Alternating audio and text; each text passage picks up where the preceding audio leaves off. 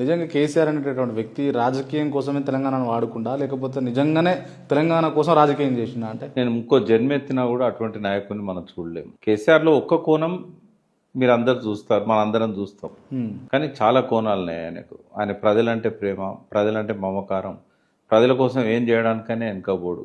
ఆయన ఒక రాత్రి క్యాబినెట్ మీటింగ్ మధ్యాహ్నం స్టార్ట్ అయితే రాత్రి 12 గంటల వరకు 42 పథకాలు ఇచ్చాడు ఒక్క రాత్రి. ఎవరు అడిగినా ఆయన? ఎవరన్నా అడిగిందా? ప్రజలు అడగకుండా ఎప్పుడు చెప్తా, బొమ్మరిల్లో ప్రకాష్ రాజు అడగకముందే కొడుకు అన్ని చేస్తాడు, లాస్ట్ కొడుకు రివర్స్ అవుతాడు. కేసీఆర్ చేసింది కూడా అదే. ఎవరు చేసింది చెప్పు? ఇప్పుడు ఈ 9.5 ఏళ్ల పాలనకు ఈక్వల్ పాలన భారతదేశంలో ఏ రాష్ట్రంలోనైనా స్వాతంత్రం వచ్చినాక నాకు చూపెట్టు, చర్చకు సిద్ధం. నేను ఫిగర్స్ తో పాటు వస్తా. నేను ఎవరిని అనరమ్మను, జయప్రకాష్ నారాయణ రమ్మను, లేకపోతే కోదన్ రామన్ రమ్మను, రేవంత్ రెడ్డి ఎవరిని అనరమ్మను.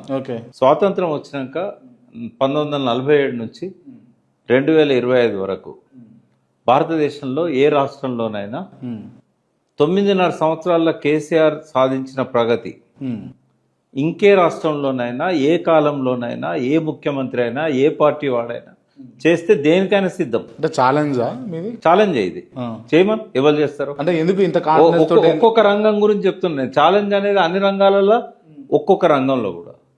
ఎందుకంటే కళ్ళుండి చూడలేని గుడ్డి వాళ్ళు, చెవులుండి వినలేని వాళ్ళు, చదవలేని వాళ్ళు మేధావులుగా చెల్లమని అవుతున్నారు.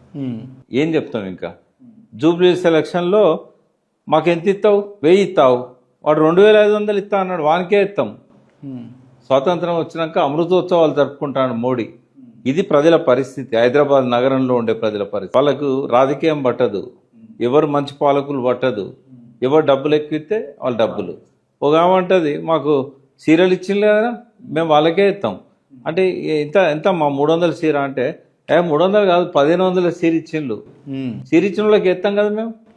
అంటే ఈ స్థాయిలో స్వాతంత్రం వచ్చినాక పుట్టిన వాళ్ళు వీళ్ళంతా తెలివి లేకుండా, అవగాహన లేకుండా, చిత్తశుద్ధి లేకుండా గొర్రెతోక పట్టుకొని పోవడము, డబ్బుల కమ్ముడు పోవడము, తాగుడు కమ్ముడు పోవడము, మందుబాటిల కమ్ముడు పోవడము, వాళ్ళు ఎన్నుకున్న వాళ్ళు పరిపాలనలో ఉండడము.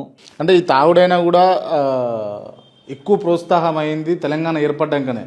ముళ్ళుతో తీయాలనేది కేసీఆర్లో ఉన్న మరో కోణం. కొనేటోళ్లను డబ్బులు పడేసి కొందాం, అమ్ముడు పోయేటోళ్ళను, తాగేటోళ్ళని తాగుడు పడేసి కొందాం. మరి అధికారంలో ఉండాలి కదా, మరి ప్రజలకు మంచి పని చేయాలంటే అధికారంలో ఉండాలన్నా వద్దా? అట్లా ఎన్నికైన వాళ్ళు కూడా చేయలేని మంచి పనులు కేసీఆర్ చేశాడు. అధికారంలోకి రావడానికి ఏ దారి అధికారంలోకి తీసుకొస్తే ఆ దారిలో వస్తాడు ఆయన. కానీ అక్కడ కూర్చున్నాక ఆయన ఏం చేసిండు అనేది ఇంపార్టెంట్. ఇవాళ భారతదేశంలో ఏ రాష్ట్రంలో కూడా ఎంత మంచి కేజ్రీవాల్ లాంటి వాడు ముఖ్యమంత్రి అయినా మళ్ళీ ఇదే పద్ధతిలో ఓట్లు కొనాల్సిందే, ఇదే పద్ధతిలో అన్ని అవలక్షణాలను అనుసరించాల్సిందే.